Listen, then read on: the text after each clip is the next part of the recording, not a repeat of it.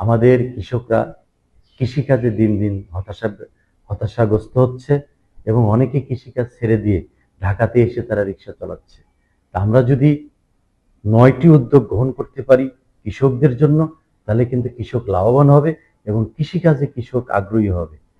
কৃষকের যে উৎপাদন খরচ হয়, এটার সাথে যদি আমরা 20% লাভ বেঁধে দিয়ে তাদের একটা রেট দিয়ে দিতে পারি, যেরকম বাংলাদেশের বিএডিসির প্রত্যেকটা কেন্দ্রকে যদি আমরা কেন্দ্র থেকে যদি আমরা কৃষকের পণ্য ক্রয় করতে পারি, যেমন আলু, পেঁয়াজ, শাকসবজি, ফলমূল, ধান, গম ক্রয় করতে পারি, তাহলে কিন্তু কৃষক লাভবান হবে। সেক্ষেত্রে কিন্তু কৃষক কৃষিকাজে আরো উৎসাহিত হবে।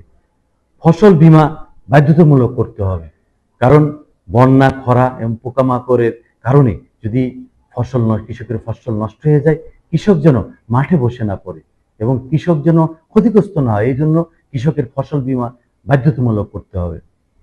সারের দাম অর্ধেক কমে আনতে হবে এবং রাসায়নিক সারের সাথে 30% জৈব সার এবং সবুজ সার বাধ্যতামূলক করতে হবে। আমাদের জৈব সারকে জাতীয় সার হিসেবে ঘোষণা করতে হবে এবং জৈব সারের উপর ভর্তুকি দিতে হবে। তাহলে রাসায়নিক সারের উপরে চাপ কমলে, জৈব সারের উপরে চাপ বাড়লে আমাদের কৃষকদের উৎপাদন খরচ কমে আসবে। কৃষকদেরকে সহজ শর্তে 4% সুদের লোন দিতে হবে এবং যারা যেন দ্রুত সময়ের মধ্যে সহজ শর্তে লোন পায় এবং ওনারা যখন কাটবে, ফলমূল শাকসবজি কাটার পরে তারা তখন ব্যাংকের যে সুদ লাভ স্বাভাবিক সেটা তারা দিবে। প্রত্যেকটি ইউনিয়নে একটি করে কোল্ড স্টোরেজ এবং প্রসেসিং জোন করে দিতে হবে।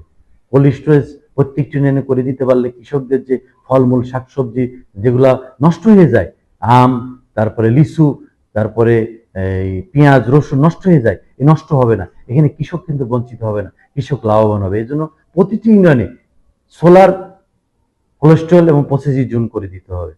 ডিজিটাল হাট তৈরি করে দিতে হবে। ডিজিটাল হাট একটা অ্যাপ তৈরি করে দিতে হবে।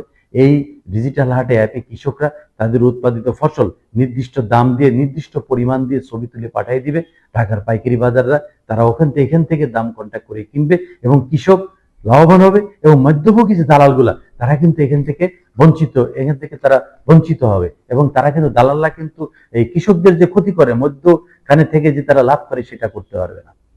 কৃষকদের যন্ত্র ভাড়া এবং জমি একত্রীকরণ করার ব্যবস্থা করে দিতে হবে। কৃষকরা আমরা বলি প্রত্যেকটি উপজেলায়, প্রত্যেকটি থানাতে একটি কৃষি টেক আপ সেন্টার চালু করার জন্য। কৃষি টেক আপ সেন্টার হলো কৃষকের ডিজিটাল সেবা কেন্দ্র। আমরা চাই এই ডিজিটাল সেবা কেন্দ্র থেকেই কৃষক তার power tiller, tractor, drone machine, এগুলো জিপিআরএস ট্রাক্টর এগুলো ভাড়া করবে এবং অ্যাপসের মাধ্যমে ভাড়া করবে এবং টাকা কম খরচ হবে এবং সরকার তার বিঘা প্রতি রেট নির্দিষ্ট করে দিবে। ফলশ্রুতিতে কৃষকের খরচ কম হবে, কৃষক লাভবান বেশি হবে এবং কৃষকের যে ছোট ছোট জমি, এই যে 5 কাঠা, 10 কাঠা, 1 বিঘা, 2 বিঘা, এই জমিগুলোকে যদি আমরা একত্রিত করি একটা বড় জমি করতে পারি, তাহলে কিন্তু আমরা পাওয়ার টিলার দিয়ে চাষ করতে পারি, ড্রোন মেশিন দিয়ে আমরা সার বীজ ছিটাতে পারি, সেক্ষেত্রে কিন্তু কৃষক লাভবান বেশি হবে।